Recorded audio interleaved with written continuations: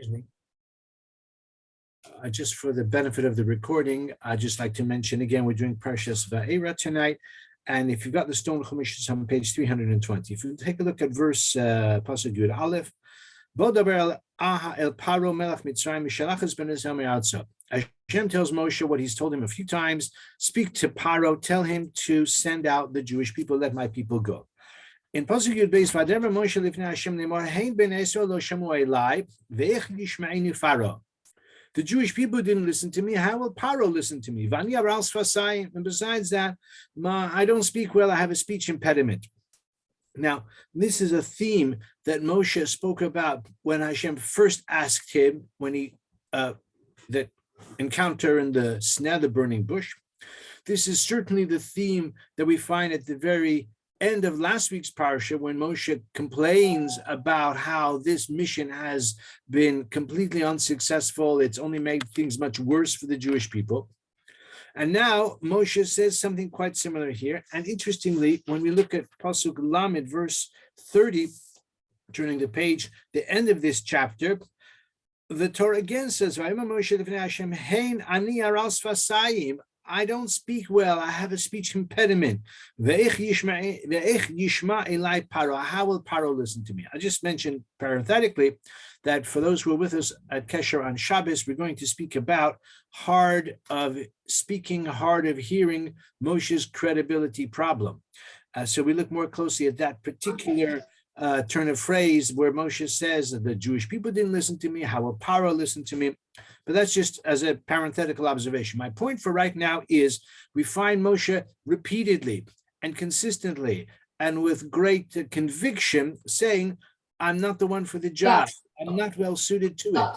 This proposal, this idea of redeeming the Jews is one that I support, but it's not going well. And I don't have the capacity to be the one to accomplish this mission. So the Alshikh says, he asks a number of questions in the verses that follow. So the beginning of Perek Zayin now, he asks a series of questions. I'm not going to go through the questions. There are about 10 or 12 questions, but I'm going to explain the resolution that fits very closely into the language of these opening verses in chapter 7. So again, what we've seen so far is that Moshe is very reluctant. He's the reluctant redeemer. And Alshikh suggests there may be 4 reasons why, proposes 4 concerns that Moshe had. In addition to what he keeps saying, that I'm not skillful, I don't have the gift of communication, but underlying it, those were sort of the proximate reasons. But the underlying reason for his reluctance is 4. He suggests 4 reasons. He says that he didn't want to embark on this mission because of the honor of God. He says, Al Kvod Elohim, because a person's agent, a person's emissary is like him. So Moshe is acting on behalf of God. So when Paro throws Moshe out, when Paro says, who is God that I should listen to him? When Paro dismisses and is antagonistic or even insulting towards Moshe, so Moshe said, look, I'm representing you, Hashem. So this mission is not a good one because I am like the conduit for Paro to insult you, because the messenger of a person is like the person himself. So therefore, if Paro insults me, it's like he's insulting God. So I'm concerned for Kvod Elokim, the honor of God. The other reason is, the second reason he mentions 4, the second concern Moshe had is Al Hanogel Moshe Atzmo, regarding Moshe's own honor. He says, Lama yelech v'yashov v'yil'eh yom yom b'li to'eles. Why should he exert himself and humiliate himself and suffer the indignation of Paro's insolence towards him for no purpose? What's the benefit to be gained by this? It would be best if Hashem would, if he plans to deliver makos, plagues upon Paro to punish the Egyptians for what they've done to the Jewish people, that's great. he says, "Hello, Tov, Tov, Yiteno Hashem es kol hamakos." It would be much better for God to rain down all the plagues upon Paro himself, and then once Paro has been completely devastated, then Moshe says, "Send me to Paro, and then I'll take the Jews out. Then that will be successful." Why do you send me every time? And remember, Hashem already told Moshe he's not going to release them really till after all of these plagues. So what's the point, says Moshe? It's not worthwhile for me either. He's got a third reason why. He says, Al Hanogeli Israel. He says, maybe if I go to them, to Paro, and you tell me already Paro is not going to let them go, then along the way, he might oppress the Jewish people even more and more. That's what happened the first time. The first time I went to Paro and I said, let my people go, Paro threw me out, and he said to his bureaucracy, to the people who are responsible for overseeing the Hebrew slaves, don't give them any hay, don't give them any straw, and tell them that their quota is not diminished at all. They've got to produce the same number of bricks without any straw. Get your own straw. And as a result, the Jewish people were oppressed even more and were beaten even more, and it got much worse for them. So Moshe says, I'm concerned about the honor and the well-being of the Jewish people. And even though you say, well, they've already been so severely oppressed, like somebody once said, a wise comment, there's no situation, however dire, that cannot be made worse by mismanagement. So maybe things are very bad for them now, but they could still get worse. The Egyptians could find a way to be even more sadistic and more arduous in the labor and intensify the bondage. So what am I doing? What's the point of all of this? It might get even worse for the Jewish people, like I said the first time. That's the third reason. The fourth reason for his reluctance is maybe, he says, now is a propitious time. It's an eis ratzon lahotzia. You've told me I should go to Paro and I should tell him to bring out the Jewish people. But there's a whole series of 10 plagues that are going to take place. According to our tradition, by the way, each plague lasted about a week, and then there are a few weeks in between. So the 10 plagues took up most of the year. So Moshe said, this program of all the plagues, one after the other, I'm worried that if now is a propitious time, if Hashem is like favorably inclined, so to speak, to redeem the Jewish people now, if the weeks and months pass, maybe Shema Yigrom Hachet, maybe the deservedness of the Jewish people will wane. Perhaps now the suffering and other factors altogether, they're worthy of being redeemed. But if you don't take them out now, if you embark on this whole series of plagues, maybe their ledger will be assessed in a more critical way, and they won't be worthy anymore. And he even says that, although it hadn't happened yet, but something broadly similar happened when they went into the wilderness, because they were supposed to march into Eretz Israel right away. They committed the sin of the Meraglim, and that catastrophe led to a 40-year delay. If Hashem had taken them derech Eretz Plishtim, they would have gone from Egypt right into the land of Israel. There would have been no opportunity for all of those setbacks, which eventually led to the death of the entire generation, at least the men, maybe not the women, and it would have been, and that was disastrous. So it says, Alshikh, Moshe was concerned, if we do something similar now, maybe the opportunity or the suitability of the Jewish people for redemption, which is presently in place, it may wane, it may die on its feet, and then who knows, they may end up in the servitude for longer. So let's do it now. Don't send me to Paro again and again for all the plagues. Those are the 4 reasons why Moshe was the reluctant redeemer. So says Alshikh, I think a very beautiful explanation. Explains each one. He says that if we take a look at the first pasuk, so here is where his close reading of the language of the Torah is so brilliant.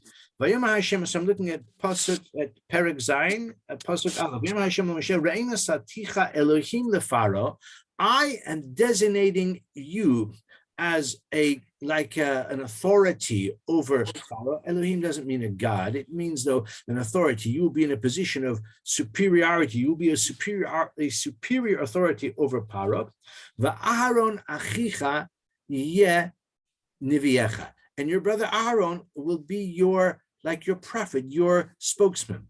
Now, earlier, Alshikh points out that earlier it says that Aaron will speak on your behalf. But here we have a different metaphor in which Hashem says to Moshe, you will be Elohim to Paro, and Aaron will be your Navi, will be your prophet.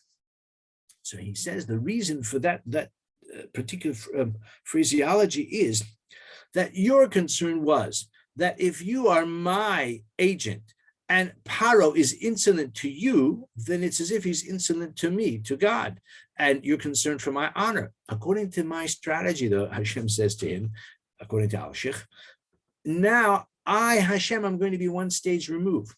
You are going to be like the director, and Aharon is going to be your representative. So when Paro is dismissive or arrogant or insolent towards Aaron, so Aaron is your representative. So he's going to be, it's as if Paro is insolent towards you.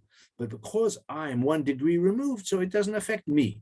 So you're concerned that when you come in my name, etc., I'm not concerned about that anymore, because now you're going to become, so to speak, on your own authority. Aharon is going to be your agent. When Paro says to Aaron, get out of here, I'm not interested in your demands, plagues, etc. So that will be an insult to you, but it won't be an insult to me. Okay, that's what he says. That explains this notable turn of phrase, Re'ena saticha Elohim lefara v'aron achicha niviecha. I don't remember seeing an explanation of that particular phrase, which is so fits in so closely to his analysis, to the analysis of Alshikh, as we've just suggested now. I found that very fascinating. Then the next pasuk, in pasuk base,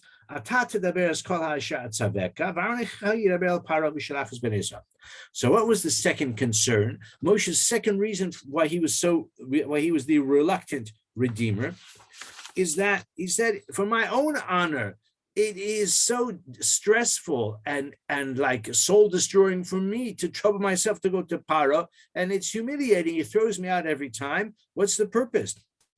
So Alshikh says, don't worry, don't think about your inconvenience, about the trouble it is for you. He says, because you know what? You're getting the biggest prize of all. What is the greatest prize that a person, the greatest experience, the greatest elevation, the greatest bliss that a person can experience in this world or even in the next world is communing with God, to be the prophet, to be the one who has the opportunity to enjoy that personal relationship with God. He says, what greater benefit can there be to a person than to be in my presence all the time, time after time? Every time I need to speak to you, I appear to you. So he says, don't worry about the trouble that you're putting yourself to, because I'm sending you to Paro every time. You are enjoying the bliss, the communing with God. It's like a person who is able to meditate or to pray at an exalted level and feel that communication. And it genuinely is a two-way communication, a conversation with God. There's no greater level than that. Many, many years ago, I used to learn with Rabbi Yoshua Hartman, Josh Hartman, he was in those days.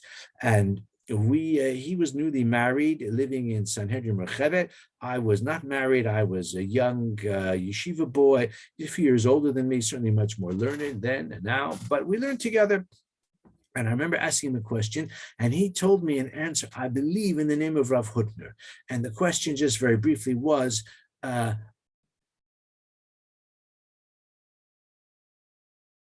Moshe prayed a short prayer to regarding his sister's illness, Miriam. So Rashi asks, why didn't he pray at greater length? So that people shouldn't say his sister is suffering and he's praying at length. So therefore Moshe prayed briefly. So I said, but surely the endeavor of Moshe to pray on behalf of his sister is the way that he is like importuning God on her behalf. So why would he be subject to criticism? His sister is in distress and he's praying at length. He's praying at length on her behalf. So I think he told me the name of Rav Hutner that the opportunity to pray to Hashem is a blessing in itself. The fact that his sister was ill gave Moshe not so much an excuse, but it gave him an impetus to pray and to enjoy the communion with God. He might have been inclined to like luxuriate in that spiritual bliss and to pray at length because he had that opportunity for an audience with God. But he resisted that temptation because he wanted to bring about her healing as quickly as possible. And therefore he articulated the most concise prayer we can think of, El na rafa na la. So from there we see the similar idea elsewhere as well. I don't have time to go into it, that actually for a person, especially someone like Moshe Rabbeinu or other great people, and maybe even for lesser people, the opportunity to pray to Hashem, to commune with God is an experience of bliss. So therefore, Hashem said to Moshe, don't be worried about your like inconvenience, and that's pasuk base. You speak in accordance with what I am commanding you. Aaron, your brother, will speak to Paro to send out the Jewish people. And therefore, says the Alshikh, that you are actually getting the greatest prize of all. The fact that you have to go to Paro every time gives you an opportunity to speak to me. We're going to commune. We're going to have like we're going to have a personal consultation regularly. You're getting the greatest prize there is. Then his third concern was, the third reason for his reluctance was that the Jewish people might suffer more, just like happened the first time. The threats to Paro antagonized him, and he persecuted the Jewish people all the more. So I'm concerned for the Kvod on Shal Yisrael. So for that, we have quite a simple answer in Pasuk Gimel. This is top of page 324, if you've got the Stone Chumash. Vani akshes leiv Paro v'yirbeisias osa saibes movsai be'eretz Mitzrayim. Excuse me. I will harden his heart, and I will increase my wonders in Mitzrayim. Basically, he's saying to Moshe, don't worry about Paro persecuting the Jewish people even more. He's going to be buffeted with so many plagues, such severe suffering. The Egyptians will be so overwhelmed they won't have any time to oppress you. They won't have any bandwidth, as we say nowadays. They won't have any energy. They won't have any resources with which to oppress you. They'll be so preoccupied with their own survival, with recovering from this series of plagues. Don't worry about how they'll persecute the Jewish people. I'm going to increase my wonders in Mitzrayim. They won't have any spare time or resources to oppress you anymore. Once the plagues begin, don't worry about oppression any longer from the Egyptians. Finally, and this is the most interesting, in a way, the most, let's say, subtle one. It's a bit midrashic, even a bit Kabbalistic. The fourth reason was Moshe was concerned that this protracted process of punishing the Egyptians, yeah, they may deserve it very well, but as the weeks and months go by, who knows if the Jewish people will still be worthy? Maybe their own sinfulness will overwhelm them, and the matter will be reevaluated in the heavenly court, and the plan to redeem the Jewish people will no longer be they'll no longer be deserving, and it will be aborted, just like the plan to take them into the land of Israel. Actually, a similar event is going to happen. The Chet HaMeraglim scuppered the whole plan. It was revised and revisited, and ultimately they never did enter the land until the following generation, all those years later. Says the Alshikh, and he uses this expression a few places in this context of the Galus Mitzrayim. He says, Ki mashkon gadol yesh lahem. They have a great security. Mashkon is like a security on a loan. If a person buys a house and the needs to put up a mortgage, so the mortgage is on the house, meaning that the bank will lend him a lot of money, but it's with the understanding that if he defaults on the loan, the bank will seize the asset. The Jewish people have a very great mashkon. He says the mashkon that they have, Kihine arba machanos shchina shem tzivosai hem begolus hashchina shem Yisrael. The four wings of the heavenly encampment of the Shechina are in exile with the Jewish people. Shechinta begalusa, the divine presence is in the exile. Sorry, I'm just have a momentary technical issue. Yeah, sorry. Shechinta begalusa, the divine habitation is in exile with the Jewish people in Mitzrayim. And that's how he explains the expression in the following two verses, 4 and 5. Paro won't listen. I will extend my hand against Egypt. I will bring out my host, my legions. I should take out my legions, my people of the children of Israel. So it's the simple understanding. Tzivosai refers to the Jewish people. Says the Alshikh, Tzivosai alludes to the Shechina, the heavenly host, the legions, the legions of the angels that are the heavenly encampment. That is in exile. So as long as the Jewish people remain in Egypt, the Shechina remains in exile. The time has come for the redemption of the Shechina. And this is an idea that we find in the Lurianic Kabbalah. It's also found in the Kabbalah of Moshe Cordovero. We've mentioned it for those who are with us in the Or HaChaim days. It's a theme that he returns to many times. The reason for the exile is the idea of the holy sparks, but the original exile of the Shechina was in Mitzrayim. The time for the redemption is at hand, for the redemption from Mitzrayim, and therefore Shechinta begalusa, the heavenly habitation, the heavenly sanctuary, the heavenly presence, the divine presence is in exile.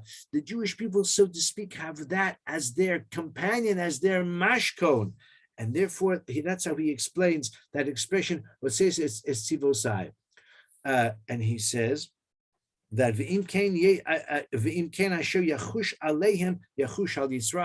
if I am concerned to redeem myself, so to speak, I will redeem the Jewish people as well. This is the ultimate, the most exalted guarantee for their redemption is the fact that the Shechina itself is in exile as well. And he says that's how we explain the turn of phrase. He says es ami ben Israel. He says es ami like means with my people, together with my people Israel, which is the main point, is to redeem the Jewish people.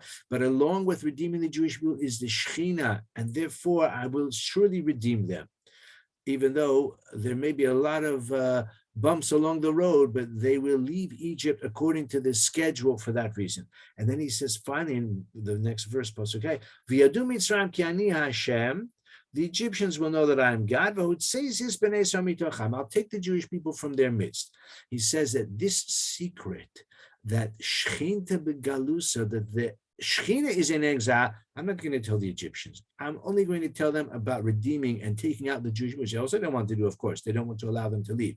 But I'm not going to reveal to them this higher spiritual idea about Shechinta begalusa, that the Shechina itself is in exile. I'm not going to tell them that. So he says this is the Pamalia Shel Mala, and this is the reason that Moshe's 4 reasons to be the reluctant redeemer were each like addressed in these 5 verses. I think it's a beautiful and brilliant analysis which hints to these 4 concerns and resolves each of them. So again, at the simple level, Moshe was just saying, I don't speak well. I don't want to be the one to go to Parah. It's not going well. At the deeper level, we said there are 4 reasons why he was reluctant: for God's honor, for his own honor, for the well-being of the Jewish people, that they shouldn't suffer even more harsh persecution and torment as a result. And then the fourth reason, he's concerned that the delay will mean that the Jewish people may not be worthy. And who knows, the whole plan may go awry by delaying. If this is a time of favor, let's take them out right now. And we've seen the answer to each of those four, which I don't need to review because we've already discussed them at length. We have a few more minutes, and I do want to share with you another shorter comment, a very beautiful comment as well. And I really enjoyed seeing this chidush of Rav Moshe Alshikh. And he mentions regarding the plague of blood, but he doesn't mention it at the beginning where the plague of blood is first described, but only a bit later on towards the end of this commentary. He revisits it and he explains just very briefly that although we think of these 10 plagues that were brought about through Moshe Rabbeinu, that Hashem like designated Moshe to be his agent to bring about the 10 plagues, but actually when we read the narrative, that's not the case at all. The first 3 plagues were brought about by Aharon. The next 2 were brought about by God himself. The next one, the 6th one, was brought about by all 3 of them together. The 7th, 8th, and 9th were brought about by Moshe, and the 10th was brought about by God as well. So he says there are 3 through Aharon, 3 through Moshe, 3 through Hashem, and 1 through all of them. And he explains each of those plagues, why they were brought about by each of those parties, etc., in a very like wide-ranging and profound way. And I've deliberately chosen not to, to go into that because I chosen another theme. But I want to tell you what he says about Makas Dam. Why was the plague of blood, in which the river turned to blood, why was it brought about by Aharon and not by Moshe? So Rashi mentions a well-known reason that Moshe himself was a beneficiary from that river, saved his life. Therefore, it's not right that he should be the one to strike the river. He refers to that, but then he suggests another explanation. Actually, he has a further different explanation, but the one that I want to share with you is this one, and it's very beautiful.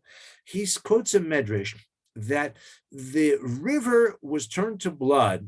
Of course, we know that the Nile is the most important source of prosperity for Egypt, even to this very day.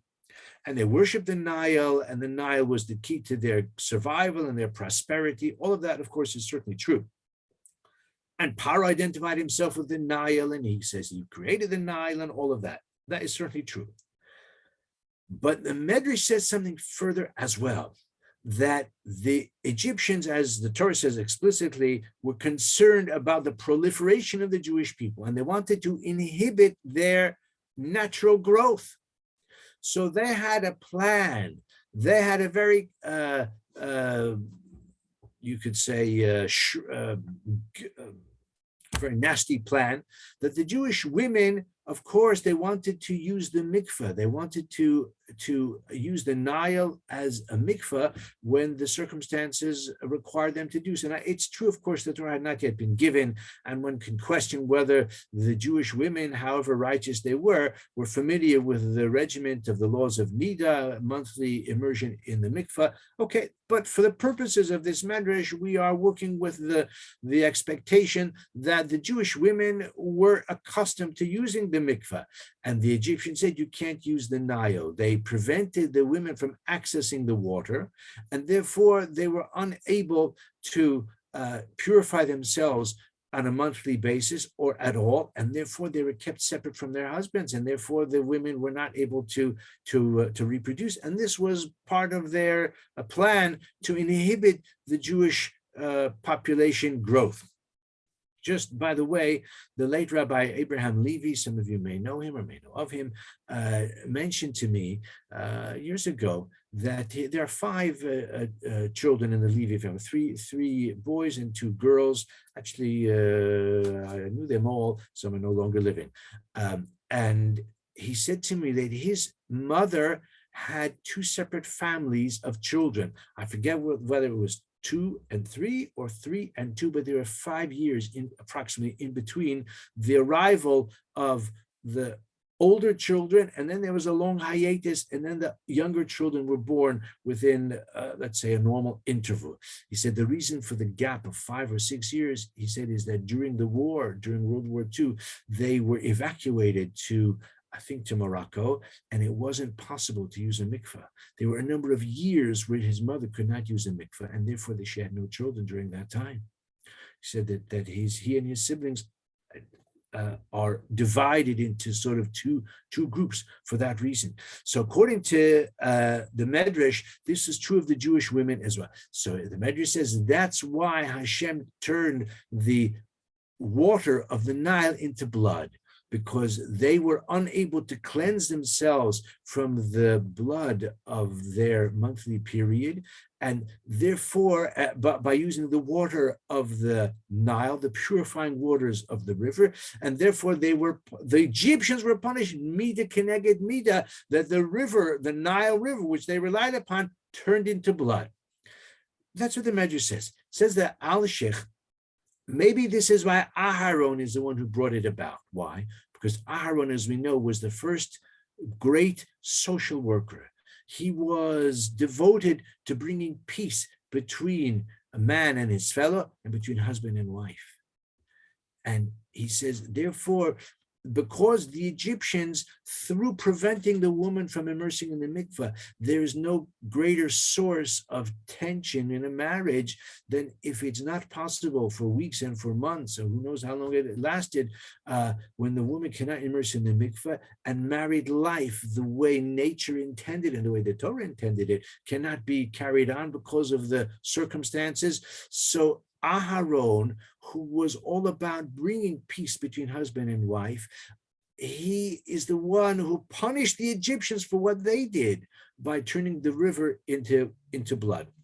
So the possibility of resuming normal marital interaction, the harmony and the unity and the intimacy between a husband and wife, this is the greatest expression of love and harmony within a marriage, which Aharon sought to bring about if there was tension for whatever the reason may be. But the symbol of it is the ability to join together as a husband and wife after a woman immerses in the mikveh. So he suggests maybe this is why, a further reason why Aharon is the one who struck the Nile River, because it's consistent with his role as the one who brings peace between husband and wife. I think it's a very beautiful idea, a novel idea. Have not seen it elsewhere. Perhaps you have. I have not seen it elsewhere. Saw it in Alshikh. It's my pleasure to be able to share it with you tonight.